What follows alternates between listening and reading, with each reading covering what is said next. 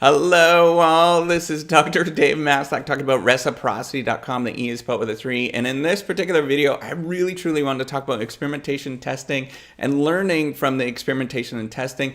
And it's really talking about the benefits of trying something new. And, it's really drawing on my experiences of barefoot running or trying barefoot running in the summertime. So what I'm going to get into is talk about what do I mean by experimentation or trial and error. I'm a professor of innovation strategy and entrepreneurship, and it's something I really think about a lot. So I wanted to actually discuss this, then get into my experiences of doing the barefoot running this summer, and then finally get into what I gathered, what were the sort of things that I gathered from this experiment. And it's not as obvious as that you would think during this process. So what do I mean by experimentation is really, in this case, I'm not talking about sort of scientific experimentation or the scientific method. You could look at some of my older videos. I do have a ton of stuff about doing the scientific method because, I'm a professor. I'm really interested in this kind of stuff in terms of understanding how to actually improve our lives using science in particular. So, what I'm talking about is more on the trial and error sense for your personal self-experimentation, or whether you're doing something in business or whether you have a startup or something like that. I'm really just interested in the idea of inserting some sort of novelty into your life and inserting sort of randomness into the things that you try, simply because I'm curious, and I'm that you are probably really curious about trying something new or learning from these particular experiences. So the key is with these self-experimentations, as you might understand, is that there is a tremendous amount in our day-to-day lives. We do the same thing over and over and over again. That's just kind of the routine nature of our day-to-day lives. It's totally normal. That's being human. That's living in this real world. But the experimentation is all about injecting some randomness to try out to get you on a different trajectory.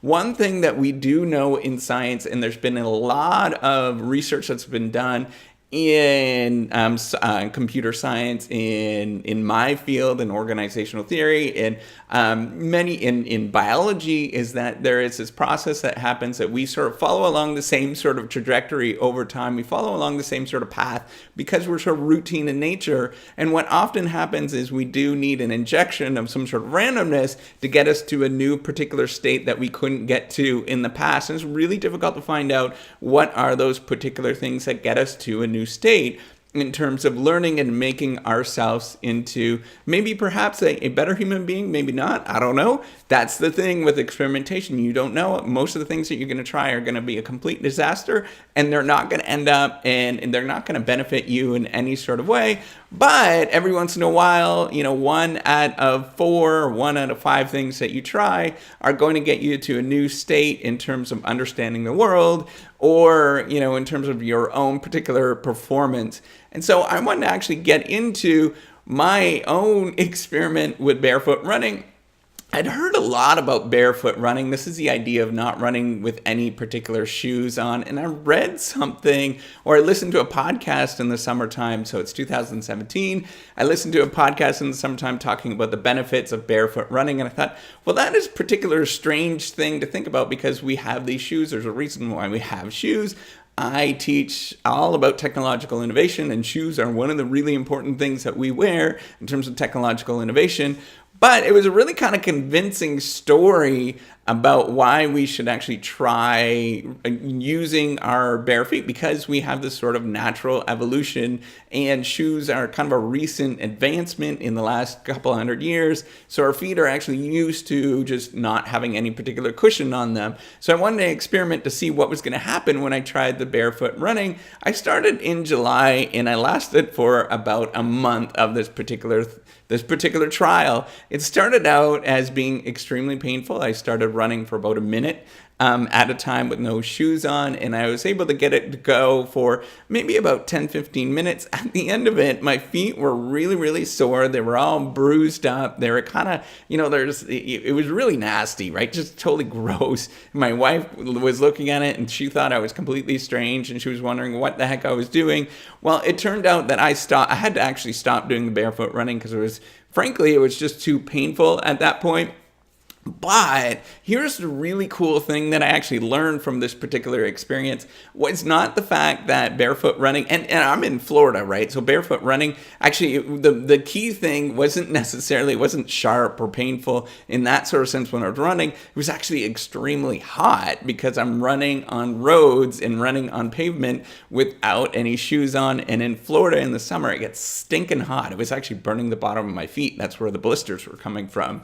So what I learned from this particular experiment was not this, I didn't actually carry on with this particular trial. It was actually a complete flop, right? It was a disaster, to be honest, in terms of trying that. But I learned something that was really important that I would never, ever, ever, ever learned before in my life, and I had no idea that I was doing this. I learned I was actually running the wrong way. I mean, my stride was completely wrong, and I was running for the last 25 years, maybe even the last 30 years. I'm now 38 years old, so, I've been doing it for a while. And I realized my stride was completely wrong because what I was doing was doing a heel strike, and that was really painful on my back. It was really painful on all of my joints. When I did the barefoot running, and this is one thing that you'll learn when you do barefoot running, is you'll do a forefoot or a toe strike, right? It's a lot more of like tippy toeing rather than the heel strike, which is really, there's abrupt force when you do the heel strike if you think about it. But when you're running on your tippy toes, it's more like you're kind of prancing more than anything. And when I learned that, my stride completely changed. I now do a forefoot strike rather than the heel strike on purpose. And what happens is my running has become a lot tremendously more comfortable than it was in the past compared to the heel strike. Sometimes I might get, if I get tired, I might start doing a little bit more of the heel strike because it takes a lot of muscles in terms of your calves. You do build up a lot more calves, but it's a lot more easy on your joints, and it feels more like you're kind of floating on the ground rather than the sort of abrupt, painful strikes that you actually have when you think of running. It's really kind of prancing. It's a really interesting thing. And then you start thinking about the sort of evolution of animals, and you look at their stride. They do a lot more of this sort of forefoot strike as well. So it makes a lot of sense to actually do that. And so what I do now is I actually wear shoes. And when I'm wearing my shoes, I do a forefoot strike. Is really a lot more comfortable, and I'm getting the best of both worlds. So what did I learn with this particular thing? Well, one of my professors in engineering from a long, long time ago was talking about he was doing a consulting gig at a nuclear power plant, and he was a statistician, and he was talking about how that at the time that they were unwilling to do any sort of experimentation in a nuclear power plant. And you can understand why, right? Experimentation leads you into sort of intolerant zones in a nuclear power plant that can lead to catastrophic events. But there is a lot of things in our lives that we actually don't try, we don't experiment, and so we don't actually sort of understand the entire mechanism of what we're trying to do. By experimenting and trying these new things, you're actually gathering new knowledge that can actually help you and move you forward in a way that you would never have thought before. I would never have thought that doing the forefoot strike or my stride was completely wrong compared to when I do now. There's a lot of things that you do learn by doing these sort of minor, kind of little tiny experiments, and you don't have to do them for very long. I'd encourage you to do them for a couple of weeks. If you enjoy it, then that's great. You can continue on doing the experimentation, but if you don't enjoy it, you can stop it. It doesn't necessarily mean anything at that point. So there's a lot of benefit from doing this sort of more trial and error thing where you're just trying something new to inject randomness into your day-to-day life. That allows you to try and go to a different state. Maybe it's a lower state, maybe it's a higher state, but you're getting to a different state because most of the time our lives are very, very routine. This allows you to try something new and get you to a new state that you couldn't think that you wouldn't be able to achieve otherwise. So, if you like this video and you like this message, do the old thumbs up. Again, you can leave comments or anything like that.